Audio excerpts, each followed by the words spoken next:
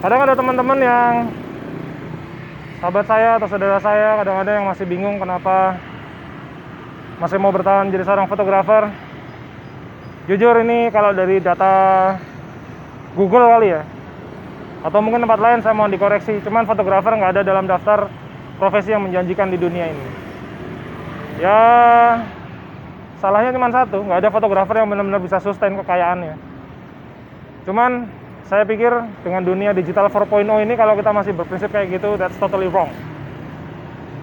Orang chef aja bisa kaya, penari bisa kaya, olahragawan bisa kaya, masa fotografer nggak bisa kaya raya? Sore ini saya akan share tentang bagaimana caranya saya menjalani kehidupan sebagai seorang fotografer. 12 tahun guys, 4 orang anak, dan saya keliling ke beberapa negara. Not easy guys, cuman izinin saya sharing. Stay tune. Guys, sekarang kamu juga bisa download koleksi book saya melalui bimaaditya.com/shop agar pembelajaran fotografi kalian jadi makin mantap.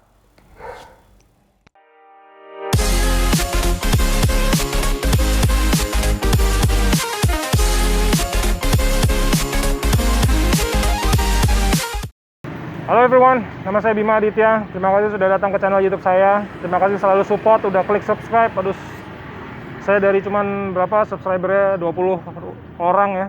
Sekarang udah 8.300-an nih per hari ini, tanggal 21 Juni 2021. Alhamdulillah, matur nuwun sangat. Jadi saya personally adalah termasuk salah satu orang yang terbuang. Jadi artinya gini, banyak yang nggak percaya ketika profesi fotografer tuh benar-benar digunakan untuk hidup. Even saya awalnya juga nggak boleh nikah kok, mertua saya nggak percaya saya jadi fotografer tuh apa ya, profesi opo fotografer, foto-foto gitu. Cuman saya bilang begini, bagi saya gini ya, saya tuh masih punya iman, saya masih punya Tuhan. Bagi saya, Allah itu nggak akan pernah tidur dan dia nggak akan pernah bohong sama hambanya buat siapapun hambanya yang mau berjuang. Jadi kayak misalnya nih teman-teman kan banyak nih baca komentar, Mas saya udah nyerah mas di Shutterstock, Mas saya udah ini, Mas saya udah blabibu. Go ahead. Saya yakin teman-teman yang nyerah di sini punya rezeki di tempat lain. Jadi mungkin Shutterstock atau dunia fotografi bukan jalan teman-teman, jangan dipaksain. Saya tuh kuliah di arsitektur. Saya jadi arsitek cuman selama 2 bulan pasca saya lulus. Jadi karya arsitektur saya itu satu adalah interior kedokteran UGM, which is tidak dibangun, hanya desain. Waktu itu saya ingat saya dibayar 8 juta untuk desain interiornya. Terus yang kedua adalah rumah sakit Permata Pamulang di Pamulang sana. Itu saya desain dan perencanaan.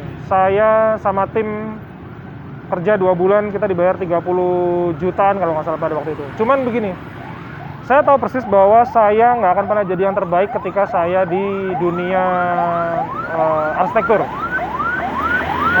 Banyak sekali teman-teman saya yang jauh lebih hebat daripada saya. Makanya saya sadar diri bahwa saya punya kemampuan lebih di bidang fotografi, makanya itu yang saya perjuangin. Jadi saya cuma percaya bahwa saya bisanya motret.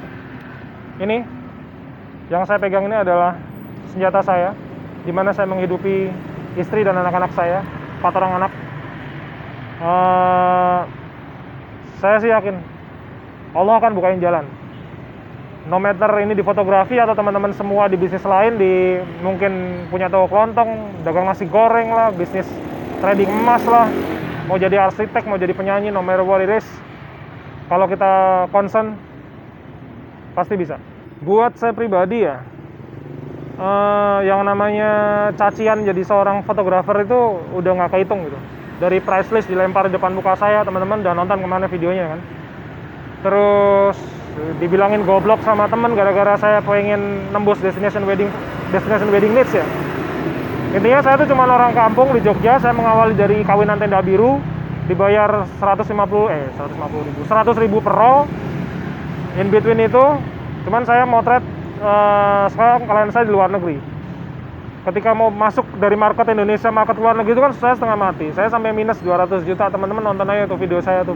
Gimana caranya saya keluar dari minus 200 juta. Lunas guys, 200 juta lunas guys. Saya udah nggak bisa kredit sekarang karena saya kena BI checking. Cuman dengan begitu saya bisa mengucap alhamdulillah karena saya beli mobil cash, saya beli handphone cash, beli kamera cash. liburan cash, nggak ada yang kredit. Saya ngajak anak istri saya liburan ke Singapura, 100% cash. Saya nggak bisa kredit lagi. Cuman, ya itu, berarti artinya, suatu saat saya beli rumah, berapapun harganya, pasti cash. Karena saya nggak mungkin kredit. Nah, dari situ, banyak tuh yang bilang, goblok banget masih mau jadi fotografer, duitnya nggak seberapa, mending trading. Saya sih udah kebal. Sorry itu saya udah kebal saya dengan kata-kata kayak begitu. Saya udah nggak peduli. Mereka yang menghina saya nggak pernah ngasih makan saya.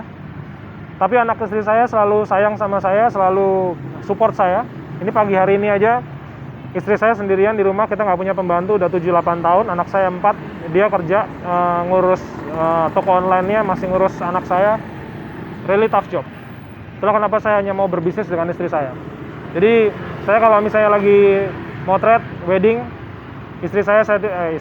anak saya, 4-4-nya saya titipin ke mertua. Alhamdulillah mertua masih sangat support sekarang, ya karena akhirnya saya bisa buktiin, saya bisa hidup dengan ya nggak jelek-jelek amat, nggak bagus-bagus amat. Kalau sekarang sih yang penting saya bisa proper lah, saya bisa kasih makan, bisa kasih liburan, saya bisa kasih mereka kecukupan lah. Jadi kalau saya udah motret, saya pasti izin antara 5-8 hari hanya berdua dengan istri saya.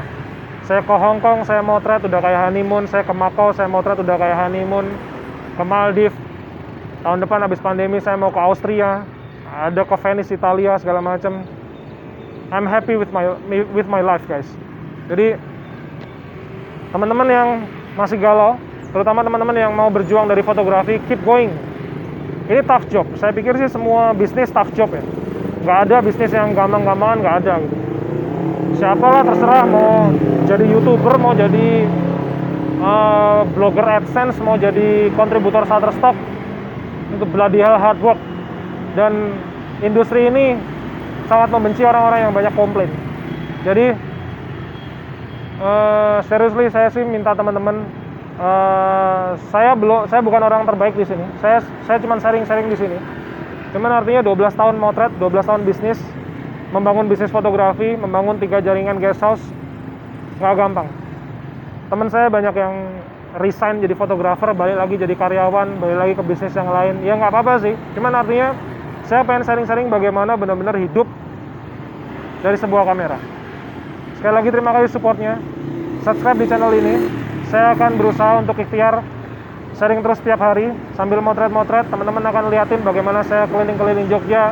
Suatu saat nanti kalau pandemi udah selesai, kita ke luar negeri lagi, jalan-jalan, motret-motret lagi.